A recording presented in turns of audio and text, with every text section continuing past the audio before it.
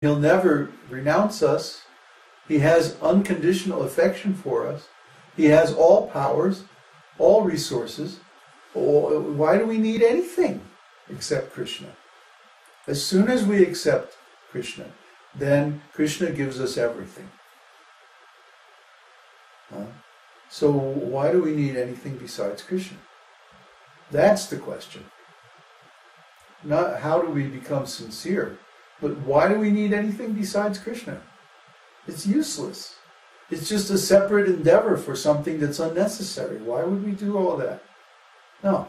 If we simply get Krishna, then everything else will come. Because Krishna is everything. More question? From Don. So when a person has a rooting experience... A what? R-U-D-I-N-G. Rooting? Is that a word? Not that I know of. Maybe it's a type. Should I read the rest? I guess. So when a person has a rooting experience and they... Don, what's a rooting experience? Is it a rooting? Rooting? R-U-D-I-N-G. Never heard of it. Okay. To be a rude person. I'm going to rude you. R-U-D-I-N-G is not a word. I just looked. Chinese dissolving of self. It's a Chinese word. Oh, I left my Chinese dictionary at home. Yeah. Okay. Don't leave home without it. So, again. What does it mean now? So when a person has a dissolving of self experience and they see that they are dissolved as a person. Oh, no. Stop right there. Stop right there. Stop right there. Yeah. Now, the self can never dissolve because the soul is eternal. Krishna says that in the 2nd chapter of Bhagavad-gītā. Do you mean that the false ego dissolves? That would be a good thing. Huh? But the self can never dissolve because the self is indestructible. Krishna says that. In Bhagavad-gītā 2:19, the self can never be killed by any weapon, withered by the wind, burned by fire. Huh? Haven't you read Bhagavad-gītā? Come on, let's get some intelligent questions going here. Then Santiago devotees. In the beginning, our bhakti is contaminated with material desires, but desire is located quite deep and it's subtle. So, this has got to be Navayovana. So that it's possible to notice it, but hard to control or purify the desire. Then, how do they go away? Well, how do you change any bad habit? You replace it with something else. Huh? If you, for example, let's say you have this habit of eating meat.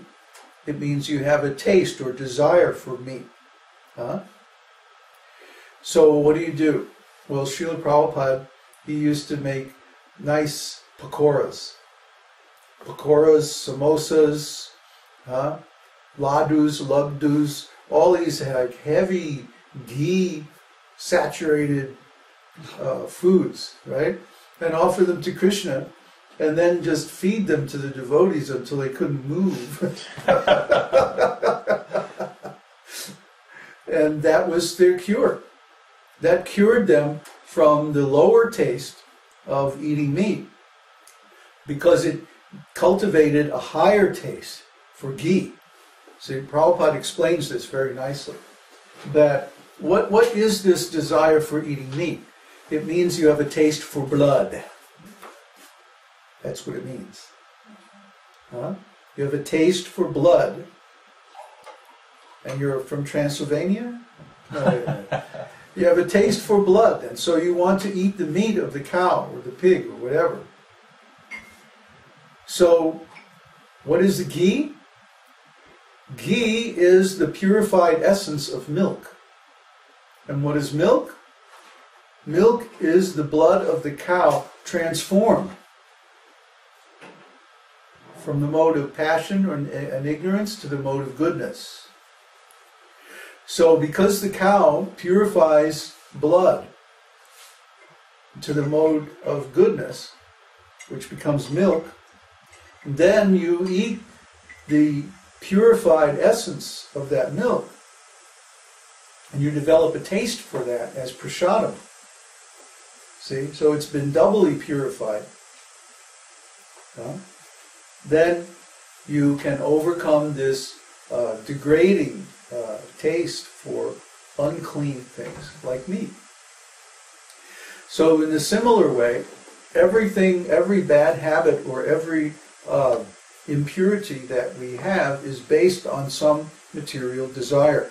And those material desires go into three categories: karma, jnana, and yoga. So by replacing those tastes or those desires with transcendental desires, then we become free from them. Okay?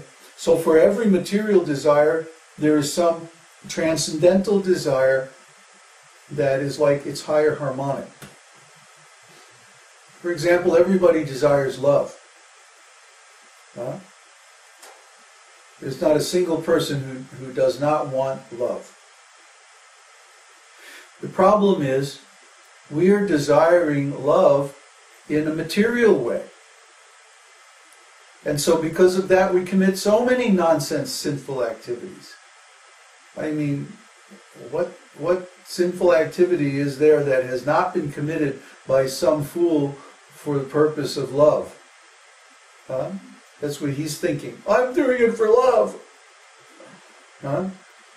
They're thinking like that, and it's tragic because in the name of love, they're actually doing so many nasty things, so many hateful things, so many violent and destructive things. Because they're trying to attain love in a material way. But as soon as we come into contact with Krishna, our desire for love is completely satisfied. So then, of course, we won't be committing any sinful activities. So why should we cultivate a desire for love in this material world? This is why we always instruct our disciples to be celibate. Why would you want to cultivate, even in a pious way, or even according to Varnashram or some Vedic principles, why would you want to cultivate a desire for love outside of Krishna? See? Why would you want to cultivate, even in the mode of goodness, or even according to Varnashram, a desire to love somebody else besides Krishna? You see, it's going to cause you so much trouble. So to give up that habit, one has to cultivate the spiritual equivalent, which is to simply love Krishna. And if you do that, then you're excused from so many nonsense activities. Thank you. So many nonsense things that you won't have to do in the service of your material desire, because you have cultivated some spiritual desire that automatically satisfies the same taste. See? Prabhupada used to give the example of, you take a cup of coffee. Now anybody who's been a vegetarian for a while knows that coffee is nasty stuff. It's nasty. It's evil. It's like that, addictive. Coffee is so addictive that if you acquire a habit for it and then you stop, you get headaches, you get heart palpitations. I mean, coffee is horrible stuff. But people become addicted to it. Why? Because they have some material desire for some energy or something like that. Well, so we say, come to Chile and drink yerba mate. Oh, yerba mate. Yerba mate. Beats coffee by a mile. And you can go cold turkey and there's no symptoms. So try to understand. In the material world in general, we're being cheated by huge corporations that make money by getting us addicted to things that we don't need. See? Inferior products, which are a replacement for something better. Why should we drink coffee when there's yerba mate? So why should we love someone in the material world if we can love Krishna? You see? And so there's some, okay, for example, art and music. Everybody likes good art and music. That is, if they have any intelligence. So in the spiritual realm, there's all kinds of beautiful art and music. I mean, spiritual music is actually much, much more extensive than material music. I'm going to go over this in my essay, Saptasvara, and the similar